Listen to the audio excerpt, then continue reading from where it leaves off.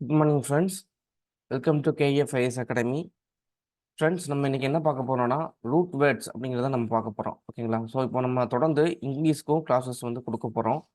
அதோடைய ஒரு பார்ட்டாக தான் அந்த ரூட் வேர்ட்ஸ். ஓகேங்களா? உங்களுக்கு டெய்லி வந்து ரூட் வேர்ட்ஸும் பிரேசஸ் அண்ட் இடியம்ஸும் நம்ம கொடுப்போம். ஸோ இந்த கிளாஸஸ் நீங்கள் பார்க்குற மூலயமா நீங்கள் நிறைய காம்படேட்டிவ் எக்ஸாம்ஸ்க்கு நீங்கள் யூஸ் பண்ணிக்கலாம். Central government exam, UPSC plus வந்து என்எம்எம்எஸ், என்டிஎஸ்சி இந்த மாதிரி எக்ஸாம்ஸ்க்கும் இது உங்களுக்கு யூஸ் ஆகும்.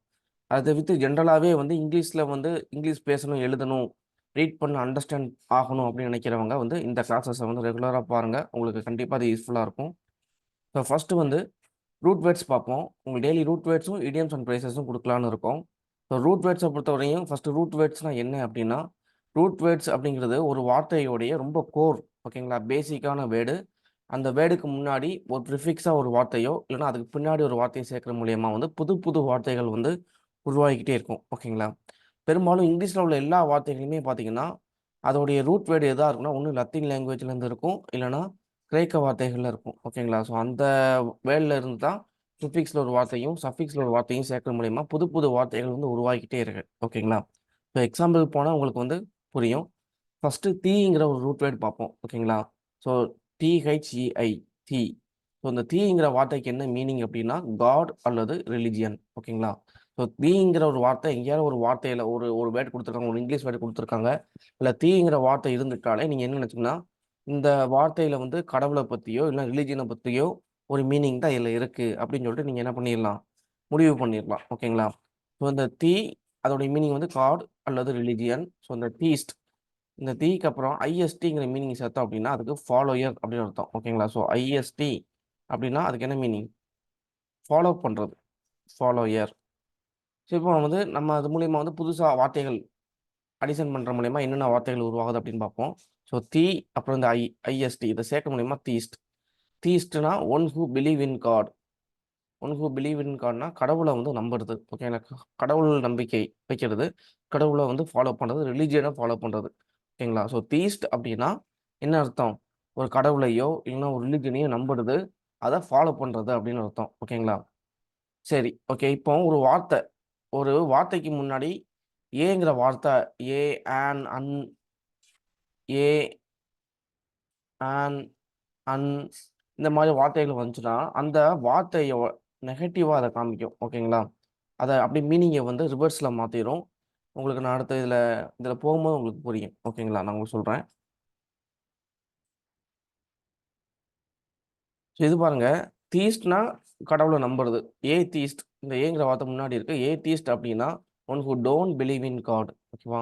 ஸோ இதோட மீனிங் அப்படியே மாறிடுச்சு. ஓகேங்களா? ஒருத்தர் வந்து கடவுளை நம்புறாரு அப்படின்னா அவரை தீஸ்ட் அப்படின்னு சொல்லுவாங்க. ஏ தீஸ்ட் அப்படின்னா அவர் கடவுள் மீது நம்பிக்கை இல்லாதவர் அப்படின்னு அர்த்தம். ஓகேங்களா? அடுத்தது போலாம். ஸோ இந்த தீஸ்ட், தீஸ்ட் கூடயே முன்னாடி வந்து சில வார்த்தைகள் ஏ சேர்த்தோம்னா ஏ தீஸ்ட். ஓகேங்களா? கடவுள் நம்பிக்கை இல்லாதவர். மோனோ அப்படின்னா மோனோங்கிற வார்த்தைக்கு என்ன மீனிங்னா ஒன்லி ஒன், ஒன்றுன்னு அர்த்தம். ஓகேங்களா? ஸோ மோனோதீஸ்ட் அப்படின்னா one who believe in one God. ஓகேங்களா? ஒரு கடவுளை நம்புறவங்க. ஓகேங்களா?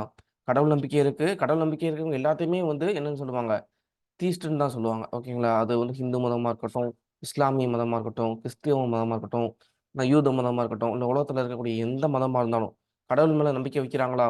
இப்போ சைனீஸ், ஜப்பான்லாம் போய் பார்த்தீங்கன்னா ஃபோக் ரிலிஜியன்ஸ் சொல்லிட்டு நிறையா இருக்கும். இந்த எல்லா ரிலீஜனுமே வந்து ஏதாவது ஒரு விதத்தில் வந்து கடவுள் நம்புவாங்க. அவங்க எல்லாமே தீஸ்ட்னு சொல்லுவாங்க. ஆனால் அவங்கள எப்படி கிளாஸிஃபை பண்ணுறாங்கன்னா மோனோதீஸ்ட். மோனோதீஸ்ட்னா ஒரே ஒரு கடவுள் நம்புறாங்க. அவங்களுக்கு வந்து என்ன சொல்லுவாங்கன்னா கடவுள் ஒருத்தர் தான் சொல்லுவாங்க. ஓகேங்களா? எக்ஸாம்பிள் வந்து இதுக்கு சொல்லணும்னா ஆப்ரஹாமிக் ரிலிஜியன். ஓகேங்களா? ஸோ ஆப்ரஹாமிக் ரிலிஜன்ங்கிற ஒன்றும் கிடையாது. கிறிஸ்டியன், அப்புறம் ஜுடாயிசம் அதாவது யூத மதம், இஸ்லாம் இந்த 3 மதத்தை பின்பற்றக்கூடியவங்க என்ன சொல்லுவாங்க, தனக்கு வந்து தன்னுடைய கடவுள் வந்து ஒரே ஒரு கடவுள் தான், கடவுள் வந்து ஒன்றுக்கு மேற்பட்டவங்க கிடையாது அப்படின்னு சொல்லுவாங்க. ஓகேங்களா? ஸோ இதான். ஸோ பாலிதீஸ்ட், பாலி அப்படின்னாலே பல. ஓகேங்களா? So poly means many. அப்போ பாலிதீஸ்ட் அப்படின்னா one who believe in many God. ஓகேங்களா? பல கடவுள்களை நம்புறவங்க. ஓகேங்களா? இதுக்கு எக்ஸாம்பிள் வந்து ஹிந்து மதத்தை சொல்லலாம். ஹிந்து மதத்தில் பார்த்தீங்கன்னா ஆக்கிறதுக்கு ஒரு கடவுள், அழிக்கிறதுக்கு ஒரு கடவுள், காக்கிறதுக்கு ஒரு கடவுள்னு சொல்லிட்டு இதுலேயே நிறைய இருக்கு. ஓகேங்களா? அதை வைத்து பெண்களையும் கடவுளாக வணங்குவாங்க, இயற்கையும் கடவுளாக வணங்குவாங்க. ஸோ எல்லாமே கடவுள். அப்படிங்கும்போது அவங்க என்ன சொல்லுவாங்க, பாலிதீஸ்ட் அப்படின்னு சொல்லிட்டு சொல்லுவாங்க. ஓகேங்களா? ஸோ இந்து மதம் மட்டும் தான் பாலிதீஸ்ட் அப்படின்னா கிடையாது. சைனீஸ்லேயும் ஜப்பான்லேயும் பார்த்தீங்கன்னா உங்களுக்கு ஃபோக் ரிலிஜியன்ஸ்னு சொல்லிட்டு நிறைய இருக்கும். இந்த ஃபோக் ரிலிஜியன்ஸும் பார்த்தீங்கன்னா பல கடவுள்களை இயற்கையை இந்த மாதிரி நம்பக்கூடியவங்களா இருப்பாங்க. அதே மாதிரி பெரும்பாலான நாடுகளில் உள்ள ட்ரைபல்ஸும் பார்த்தீங்கன்னா அவங்க பல கடவுள் நம்பிக்கை உடையவங்களா இருப்பாங்க. ஓகேங்களா? சரி, ஓகே. நம்ம அடுத்தது போகலாம்.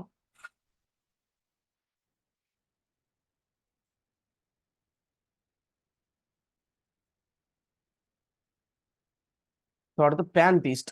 பேன் பேன்னாலே சொல்லுவாங்களா, pan India programme, pan college programme சொல்லுவாங்க. பேன் அப்படின்னா all over, pan over tour அப்படின்னு சொல்லுவாங்க. பேன் இந்தியா டூர் அப்படின்னா இந்தியா ஃபுல்லாக வந்து டூருக்கு போகுது. இப்போ பேன் அப்படிங்கிற வார்த்தைக்கு என்ன மீனிங்னா ஆல்னு அர்த்தம். ஸோ இந்த தீஸ்ட் சேர்த்தோம் அப்படின்னா one who believe in all God across all religion.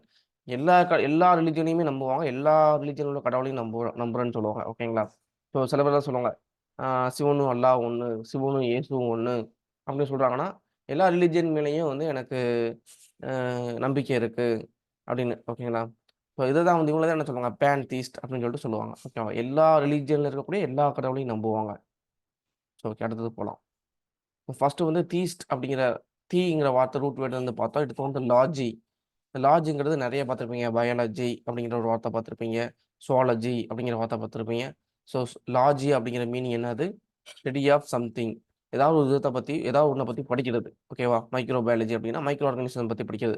Bio அப்படின்னா உயிரினங்கள், உயிரினங்களை பற்றி படிக்கிறது தான் பயாலஜி. சுவாலஜினா சூனா அனிமலை பற்றி படிக்கிறது தான் ஜுவாலஜி. ஓகேங்களா? ஸோ எதையாவது ஒன்று பற்றி படிக்கிறது. லாஜிங்கிறது ஏதாவது ஒன்றை பற்றி ஸ்டடி பண்ணுறது. ஓகேங்களா? ஸோ தியோ அப்படின்னா நம்ம ஏற்கனவே சொன்னோம். தியோ அப்படிங்கிற வார்த்தைக்கு வந்து காட் அல்லது ரிலிஜன் அப்படின்னு சொல்லிட்டு சொன்னோம். அப்போ தியாலஜி அப்படின்னா ஸ்டடி ஆஃப் ரிலிஜன். ரிலிஜனை பற்றி படிப்பாங்க, எல்லா ரிலிஜனை பற்றியும் ஸ்டடி பண்ணுவாங்க. ஸோ அவங்கள தான் வந்து தியாலஜி அப்படின்னு சொல்லுவாங்க. அப்புறம் இல்லை பாருங்க, இதுலேயும் லாஜி இருக்குது. ஆந்த்ரோப்புங்கிற வார்த்தை இருக்குது. ஸோ ஆந்த்ரோப்ங்கிற வார்த்தைக்கு என்ன மீனிங் அப்படின்னா ஹியூமன் பீயிங். ஓகேங்களா? மனிதர்கள். இப்போ ஆந்த்ரோபாலஜி அப்படின்னா ஸ்டடி ஆஃப் ஹியூமன் பீயிங், அதாவது எவல்யூஷன் ஆஃப் மனித ஹியூமன்ஸ் அப்படின்னு சொல்லுவாங்க. ஸோ ஆரம்பத்தில் வந்து மனுஷன் குரங்காரம் தான். அதுக்கப்புறம் கொஞ்சம் கொஞ்சமாக கூனி தடையில் வந்து நாலு நாலு கையால் நாலு கால்களால் நடந்துக்கிட்டு இருந்தான். அப்புறம் கொஞ்சம் கொஞ்சமாக நிமிர்ந்தான். அப்புறம் வந்து ஒரு காட்டுவாசி மாதிரி வந்து குகையில் வாழ்ந்தான், வேட்டையாட கற்றுக்கிட்டான். அதுக்கப்புறம் இப்போ உள்ள மாடர்ன் மனுஷனை வந்து பல ஆயிரம் வருஷத்துக்கு அப்புறம் மாறி இருக்கான் அப்படின்னு சொல்லி இதுதான் எவல்யூஷன் ஆஃப்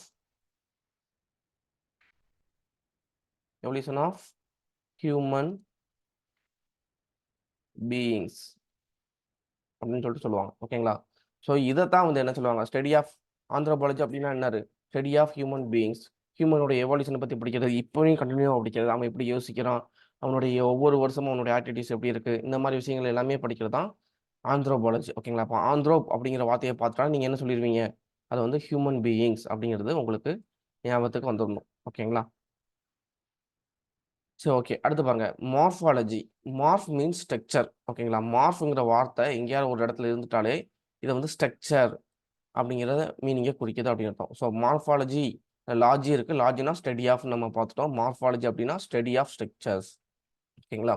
ஸோ ஏதாவது ஒரு ஒரு உயிரினத்தோடைய மார்ஃபாலஜி, ஒரு லெட்டருக்கு ஒரு மார்ஃபாலஜி இருக்கும், ஒவ்வொரு லாங்குவேஜுக்கு ஒரு மார்ஃபாலஜி இருக்கும், ஸ்கிரிப்டுக்கு ஒவ்வொரு லாங்குவேஜ் இருக்கும், மார்ஃபாலஜி இருக்கும், ஒரு மொழிக்கு வந்து ஒரு மார்ஃபாலஜி இருக்கும், ஒவ்வொரு உயிரினத்துக்கும் ஒவ்வொரு மார்ஃபாலஜி இருக்கும். ஓகேங்களா? ஸோ மார்ஃபாலஜிங்கிறது அதோட ஸ்ட்ரக்சர், அது வந்து எப்படி அது வந்து ஃபார்ம் ஆகுது, அது எப்படி இருக்கும் அப்படிங்கிறத பற்றி படிக்கிறது. ஓகேங்களா? ஸோ அடுத்து பாருங்க, ஆந்த்ரோப், அப்புறம் மார்ஃபிசம், இசம். ஓகேங்களா? ஸோ ஆந்த்ரோமார்பிசம் அப்படின்னா இதுக்கு என்ன அர்த்தம்னா கிவிங் ஹியூமன். ஆந்த்ரோப்னா ஹியூமன், மார்ஃப்னா structure, giving human structure to God, animal or object. ஓகேங்களா? ஸோ இதுலேயே பார்த்தாலே தெரியும். அப்போ ஆந்த்ரோப்னா மனுஷன், மார்ஃப்னா ஸ்ட்ரக்சர். அப்போ மனுஷனுடைய ஸ்ட்ரக்சர் வந்து யார் கொடுக்காங்கன்னா கடவுளுக்கோ இல்லை ஒரு அனிமலுக்கோ இல்லை ஏதாவது ஒரு பொருளுக்கோ கடவுளுடைய தன்மைகளை இல்லைன்னா கடவுளுடைய ஸ்ட்ரக்சர்ஸை வந்து மனிதர்களுடைய ஸ்ட்ரக்சர்ஸை வந்து கொடுக்குறது. இப்போ எக்ஸாம்பிள் வந்து சூடோஃபியா அப்படின்னு சொல்லிட்டு ஒரு கார்ட்டூன் வந்து பார்த்துருப்பீங்க. அது கொஞ்சம் ஃபேமஸானது, சின்ன பிள்ளைங்க எல்லாமே பார்த்துருப்பாங்க, பெரியவங்களும் பார்த்துருக்க வாய்ப்பு இருக்குது. ஸோ இதில் பார்த்தீங்கன்னா இந்த ஒரு சிட்டி இருக்கும். அந்த சிட்டி ஃபுல்லாகவே வந்து விலங்குகள் தான் இருக்கும். விலங்குகள் தான் வந்து போலீஸாக இருக்கும், விலங்குகள் தான் வந்து ஆஃபீஸர்ஸாக இருக்கும், திருடனாக இருக்கும், யோகா பண்ணுற இடத்துல இருக்கும், பப்பில் இருக்கும், கேங்ஸ்டராக இருக்கும். இது எல்லாமே பார்த்தீங்கன்னா மனிதர்களுடைய ஆக்டிவிட்டீஸ். ஒரு விலங்கு வந்து நார்மலாக அப்படி இருக்க முடியுமா? ஸோ ஒரு விலங்கு அப்படி இருக்க வாய்ப்பே இல்லை. விலங்கு வந்து நம்ம காட்டில் இருக்கும், வேட்டையாடும், சாப்பிடும், ஓய்வெடுக்கும். ஓகேங்களா? இதான் விலங்குகளுடைய தன்மை. ஆனால் மனிதர்களுடைய தன்மை வந்து விலங்குகளுக்கு கொடுக்குறது. இதை தான் வந்து என்னன்னு சொல்லுவாங்க, ஆந்த்ரோமார்பிசம். ஹியூமனுடைய ஸ்ட்ரக்சர் வந்து மனுஷனுக்கு கொடுக்குறது. இதில் பார்த்தீங்கன்னா தெரியும், எல்லாருமே பார்த்தீங்கன்னா மனிதர்கள் மாதிரி நிற்கிறாங்க, ஃபர்ஸ்ட் நிற்கவே மாட்டாங்க. ஓகேங்களா? ஸோ அடுத்து பார்ப்போம். அடுத்து வந்து ஜூ மார்ஃபிசம். ஜூ அப்படின்னாலே நம்ம ஏற்கனவே சொன்னோம். ஜூ அப்படின்னா விலங்கு குறிக்குது. ஓகேவா? அதனால தான் நம்ம ஜூ அப்படிங்கிறது விலங்குகள் இருக்கக்கூடிய அந்த சரணாலயம். அதை தான் வந்து ஜூன்னு சொல்லுவோம். மார்ஃப் அப்படின்னா ஸ்ட்ரக்சர். ஓகேவா? அப்போ விலங்குகளுடைய ஸ்ட்ரக்சரை வந்து கொடுக்குறது. விலங்குகளுடைய ஸ்ட்ரக்சர் எதுக்கு கொடுக்குறது? அதே மாதிரி தான். விலங்குகளுடைய ஸ்ட்ரக்சரை வந்து ஒரு ஒரு கடவுளுக்கு கொடுக்கலாம். ஓகேங்களா? ஸோ விலங்குகளுடைய ஸ்ட்ரக்சரை வந்து ஒரு இன்அனிமேட்டட் ஆப்ஜெக்ட்டுக்கு நம்ம கொடுக்கலாம். ஏதாவது ஒரு ஐடியாவுக்கு கொடுக்கலாம். ஒரு லாங்குவேஜுக்கு கொடுக்கலாம். ஒரு ஸ்கிரிப்டுக்கு கொடுக்கலாம். ஓகேங்களா? ஸோ ஜூவோட ஒரு அனிமலுடைய ஸ்ட்ரக்சரை வந்து இன்னொரு இன்அனிமேட்டட் என்ன உயிர் இல்லாத ஒரு பொருளுக்கு வந்து கொடுக்குறது. ஓகேங்களா? எக்ஸாம்பிள் பாருங்க. இதில் பார்த்தீங்கன்னா ஒரு லாங்குவேஜ். ஓகேங்களா? இது ஒரு அரபிக் லாங்குவேஜ். இந்த அரபிக் லாங்குவேஜ் எப்படி எழுதியிருக்காங்க? ஒரு புலி மாதிரி எழுதியிருக்காங்களா? புலியோட உருவத்தில் எழுதியிருக்காங்களா? அப்போ ஸோ ஒரு அனிமலோட ஸ்ட்ரக்சரை ஒரு லாங்குவேஜ் கொடுத்துருக்காங்க. இங்கே பாருங்க, இங்கே ஒரு பறவைக்கு அதே மாதிரி அரபிக் லாங்குவேஜை கொடுத்துருக்காங்க. அது மாதிரி இங்கே ஒரு ஒரு விலங்கு ஒரு விலங்குகளுடைய உடம்புல என்ன பண்ணியிருக்காங்க? ஒரு மனிதனுடைய பகுதியை வந்து இணைச்சிருக்காங்க. ஓகேங்களா? ஸோ இந்த மாதிரி இருக்கிறதுல என்ன சொல்லுவாங்க? ஜூமார்ஃபிசம் அப்படின்னு சொல்லுவாங்க.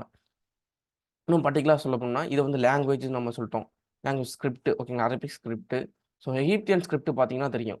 எகிப்தியன் ஸ்கிரிப்டில் நிறைய இந்த பறவைகளுடையது, இந்த அனிமல் பூனையுடையது, வண்டு, பறவைகள், இந்த மாதிரி விஷயங்கள்லாம் வந்து பார்த்தீங்கன்னா லாங்குவேஜ் ஸ்கிரிப்டுக்கு கொடுத்துருப்பாங்க. ஸோ இதுவும் வந்து ஒரு பெஸ்ட் எக்ஸாம்பிள். ஓகேங்களா? ஜூமார்ஃபிசம்க்கு. ஸோ அடுத்து வந்து லாஸ்ட்டாக வந்து எமார்ஃபிக். மார்ஃபிக் அப்படின்னாலே ஸ்ட்ரக்சர் நம்ம சொன்னோம். முன்னாடி ஏங்கிற வார்த்தை வந்தோன்னா மாற்றிடும், மீனிங்கே மாற்றிடும். எமார்ஃபிக்னா நோ பர்டிகுலர் ஸ்ட்ரக்சர். ஸ்ட்ரக்சரே இல்லாத ஒன்று அப்படின்னு அர்த்தம். ஓகேங்களா? இப்போ ஸ்ட்ரக்சரே இல்லாத ஒன்று அப்படின்னா சின்ன சின்ன செல்கள், அமீபாலாம் பார்த்தீங்கன்னா அது ஸ்ட்ரக்சர் கிடையாது. இந்த எக்ஸாம்பிளுக்கு நான் போட்டிருக்கேன். எக்ஸாம்பிள் இப்போ அமீபா வந்து ஒரு ஏமார்பிக் ஆர்கானிசம். ஓகேங்களா? அதாவது ஒரு பர்டிகுலர் ஸ்ட்ரக்சர் இல்லாத ஒரு ஒரு இது. ஓகேங்களா? அது மாதிரி வாட்டருக்கும் ஸ்ட்ரக்சர் கிடையாது. அது எந்த பாத்திரத்தில் ஊற்றுறோம் அந்த பாத்திரத்துக்கு ஏற்ற மாதிரி இருக்கும். பொதுவாகவே லிக்யூடு, கேஸ் எல்லாமே அப்படி தான், ஸ்ட்ரக்சர் கிடையாது. ஓகேங்களா? இன்னும் பெஸ்ட் எக்ஸாம்பிள் சொன்னால் சில கலை பொருட்கள்லாம் இருக்கும். ஓகேங்களா? ஆர்ட்ஸ் இருக்கும். அந்த பொருட்கள்லாம் பார்த்தீங்கன்னா இந்த மாதிரி ஒரு அன்ஸ்ட்ரக்சராக இருக்கும். ஸ்ட்ரக்சரே இல்லாமல் இருக்கும். ஸோ இந்த மாதிரி இருக்கிற எல்லாத்தையுமே என்ன சொல்லுவாங்க? ஏமார்பிக் அப்படின்னு சொல்லுவாங்க. ஓகேங்களா? ஸோ இது பர்ட்டிகுலர் ஸ்ட்ரக்சர். இது வந்து இதான் ஸ்ட்ரக்சர். இது ஸ்கொயர், இது வந்து சர்க்கிள், இது ட்ரையாங்கிள், இது ரெக்டாங்கிள், இது ஹெக்ஸாகான். இந்த மாதிரி இது வந்து ஒரு நீள்வட்டம். ஓகேங்களா? இந்த மாதிரி நம்ம ஸ்ட்ரக்சர் கொடுக்குறோம் பார்த்தீங்களா? இதை வந்து மார்ஃபிக்னு சொல்லுவாங்க. மார்ஃபிக் அதாவது பர்டிகுலர் ஸ்ட்ரக்சர் இருக்கும். ஓகேங்களா? ஸோ இது வந்து பர்டிகுலர் ஸ்ட்ரக்சர் இல்லாதனால இது எமார்ஃபிக்னு சொல்லுவாங்க. அதனால தான் நான் டிக் பண்ணியிருக்கேன். எமார்ஃபிக் வந்து இதான் கரெக்டான ஆன்சர். இது வந்து தப்பு. ஓகேங்களா? ஸோ இன்னைக்கு வந்து இந்த கிளாஸ் நமக்கு போதும். ஸோ இந்த ரூட் வேர்ட்ஸ் உடைய இது நீங்கள் பார்த்துட்டீங்க. இதுக்கப்புறம் ப்ரேஸ் அண்ட் இடியம்ஸ்க்கு ஒரு சின்ன வீடியோ போடுவோம். அதையும் நீங்கள் பார்த்துக்கோங்க. ஓகேங்களா? ஸோ தேங்க்யூ ஃபார் வாட்சிங். ஸோ தொடர்ந்து இந்த மாதிரி வீடியோக்களை வந்து நம்மளுடைய சேனலில் நீங்கள் பார்க்கணும் அப்படின்னா நம்மளுடைய வீடியோக்கு வந்து லைக் பண்ணுங்கள், ஷேர் பண்ணுங்கள், கமெண்ட் பண்ணுங்கள். ஓகேங்களா? தொடர்ந்து உங்களுடைய சப்போர்ட்டை வந்து நமக்கு கொடுங்க.